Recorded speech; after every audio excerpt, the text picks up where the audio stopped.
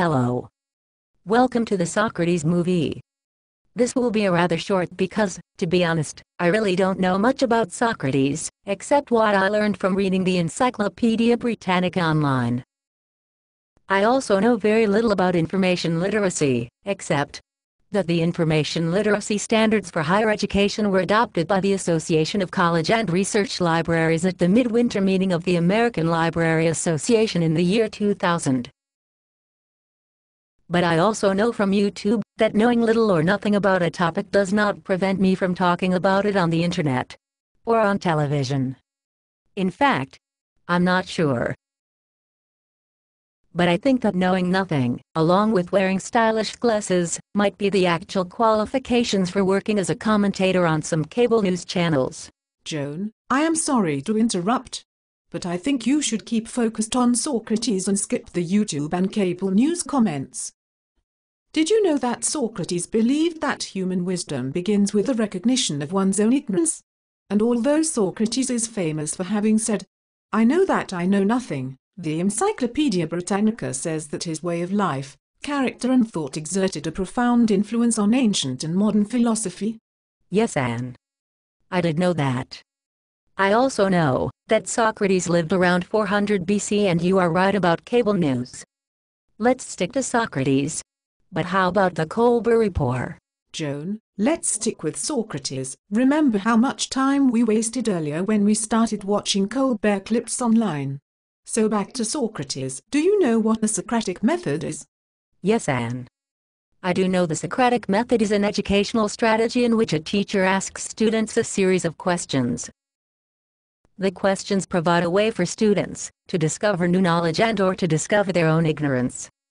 I read that asking lots of questions was what Socrates liked to do, and that often the more questions he asked, the more stupid people felt.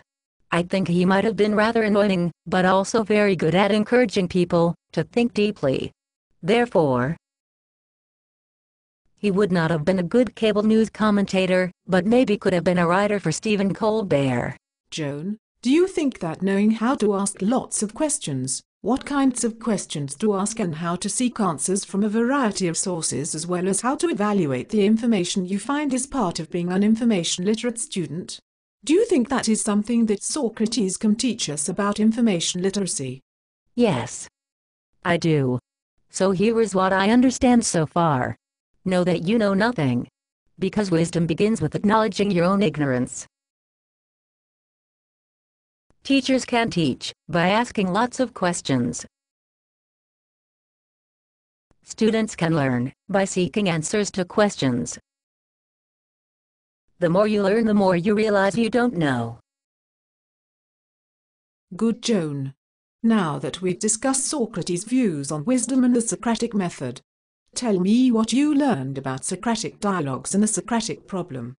Well, Anne, I know that Socrates did not know how to read or write, and so everything we know about Socrates is through the writings of his students, especially one named Plato. Plato was a good writer, maybe even better than Steinbeck, and he wrote things called dialogues. In the Socratic dialogues, Plato wrote his own literary versions of conversations among real people, including Socrates. It was his way to teach about Socrates and his ideas. If Plato tried to do this today, he would be sued. Plato obviously did not understand the economic, legal, and social issues surrounding the use of information. Anyway, because Socrates did not read or write, all we know about him is mostly through Plato's writings and those dialogues. That is what is known as the Socratic problem. That is, what we know about Socrates we only know through the interpretations of others. I suppose that could be true today too. Sometimes all we know about things is through the words of others. We do not always have access to sources directly. And so, although lots of people have studied Plato's work and believe we can probably trust a lot of what he had to say about Socrates, the Socratic problem reminds us that we need to be thoughtful about the information we get from others, and should carefully examine information before just simply believing it to be true. That is what Socrates would have recommended, I think. Especially if he was watching cable news or reading things on the internet, which he could not have, of course, because he could not read. Good, Joan. Did you also know that Socrates believed that young people should not learn to read and write? It is believed that he thought wisdom should only be gained through direct discussion with a wise person. Yes. I read an opinion piece in the New York Times. The writer said that, and, oh yes, to use this information legally, I'm quoting here, and have also included the source information in reference tab 5. But anyway, what she said. Socrates believed that the seeming permanence of the printed word would delude them into thinking they had accessed the heart of knowledge, rather than simply decoding it. To Socrates, only the arduous process of probing, analyzing and ultimately internalizing knowledge would enable the young to develop a lifelong approach to thinking that would lead them ultimately to wisdom. Yes. Well, Socrates maybe had a point, but with information literacy skills, the written word really can be used to gain wisdom, don't you think? Sometimes even really smart people can have ideas that do not always stand the test of time. Yes. Like Sherman Alexie being against e-books. Perhaps. Hey Anne, my presentation time is over now, and so, although I'd like to continue this dialogue, I must stop now. It is fine to stop now, even though you have not included a proper introduction, body and conclusion to your presentation. I believe you have made some good points.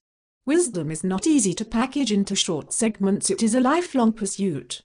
Keep on asking questions, and don't forget that the library is one place to seek answers. Sometimes librarians and teachers can be as annoying as Socrates, asking all those questions and making you find the answers.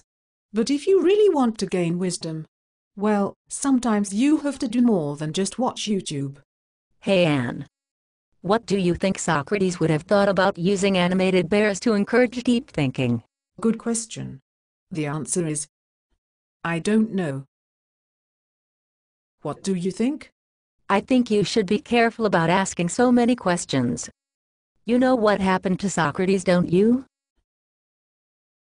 Yes, I know what happened to Socrates, but only through Plato's writings about it. So really, we don't actually know for sure, do we? I know that I don't know. And that makes you very wise indeed. Thank you for watching my presentation. This is the end, but you can find more information under tab 5 references, and, of course, on YouTube.